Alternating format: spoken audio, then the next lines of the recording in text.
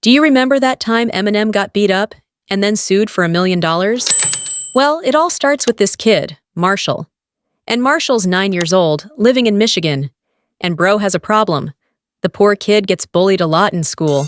I mean, he's only in the 4th grade, but he's getting kicked around like every day. Specifically, there's one kid who messes with him a lot. This kid, Deangelo. And Deangelo's a little older. He's 11. He's in the 6th grade, but he is much bigger than Marshall. And Marshall, admittedly, has a big mouth. So Deangelo and his boys, they whoop up on him all the time. And this goes on for months.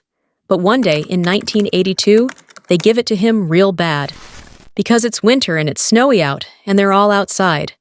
And the bullies, they see Marshall across the yard. And Deangelo, I guess he puts like a rock or something hard into a snowball. And he aims it at Marshall, and he throws it as hard as he can. And pow! It hits him, and it knocks him to the ground.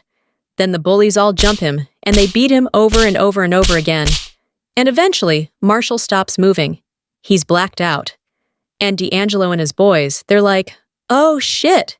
And they don't want to get in trouble, so they all run away. Later, Marshall gets sent home. Because, he's hurt. And there, he isn't feeling so well. He's losing his vision in one eye.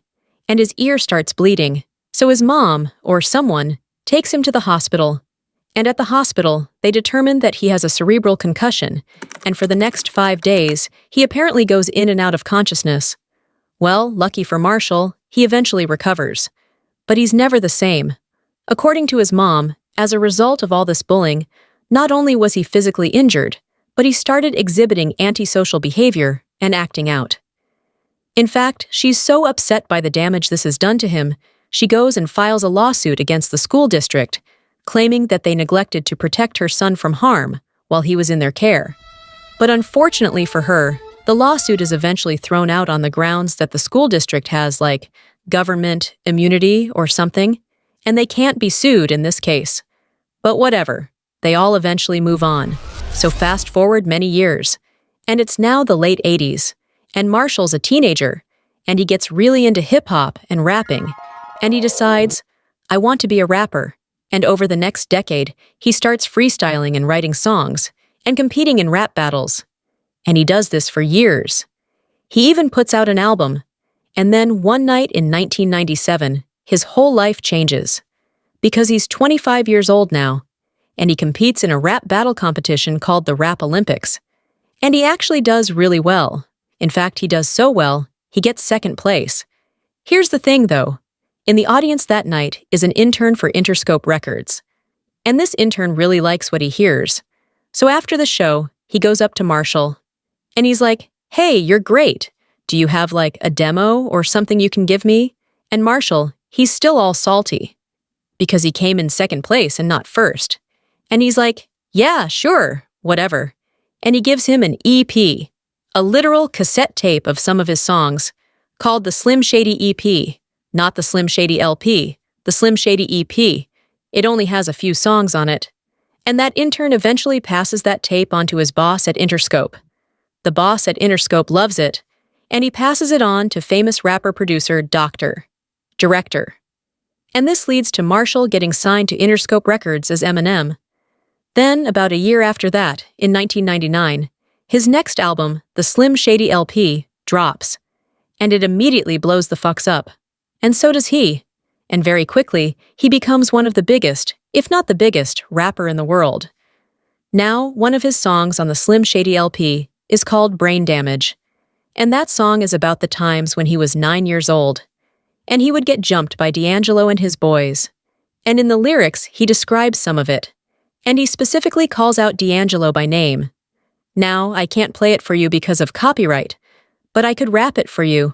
Way before my baby daughter Haley, I was harassed daily by this fat kid named Deangelo Bailey.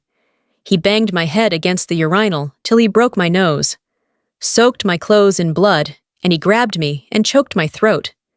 Made it home later that same day. Started reading a comic and everything became gray. I couldn't even see what I was trying to read. I went deaf and my left ear started to bleed. Anyway, that's not all of it. But that's some of it. Here's the thing, though.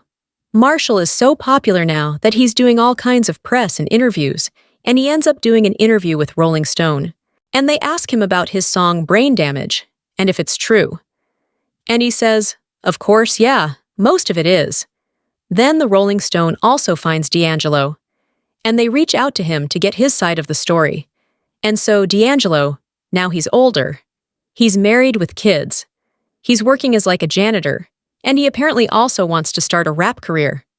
And so Rolling Stone asks him about the song Brain Damage, and he admits that, yeah, it's true.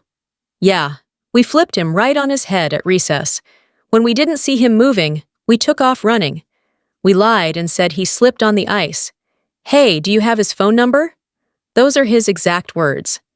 Anyways, 2 years later, it's now 2001, and for some reason, I guess D'Angelo sees all the success Marshall's been having, and he starts getting dollar signs in his eyes. He wants some of that Eminem money, and so he goes and he gets a lawyer, and he files a lawsuit, and he sues him over the song Brain Damage. He accuses Marshall of slander and invasion of privacy for calling him out by name in the song, and in the complaint, he specifically cites the song lyrics. And so he claims that the song is not only hurting his reputation, but it's preventing him from starting his own rap career. And because of this, he's suing for $1 million. Here's the thing, though. Not only are the song lyrics protected by free speech, D'Angelo had already confirmed that what happened in the song was true 2 years before, when he did the Rolling Stone interview. So of course, the judge, she ain't buying it. She knows this case is bullshit, so she rules on it. And she literally writes her opinion into the form of a rap.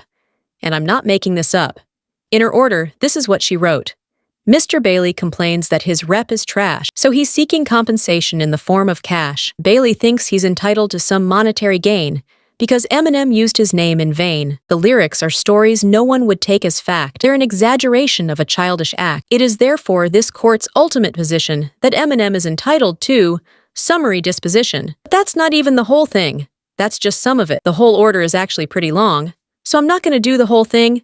However, I think it's pretty safe to say judge got bars. So anyway, the judge dismisses the case, partly on the grounds that D'Angelo admitted in the Rolling Stone interview that he used to bully Marshall, and partly because the case is just stupid. And so Marshall won that battle,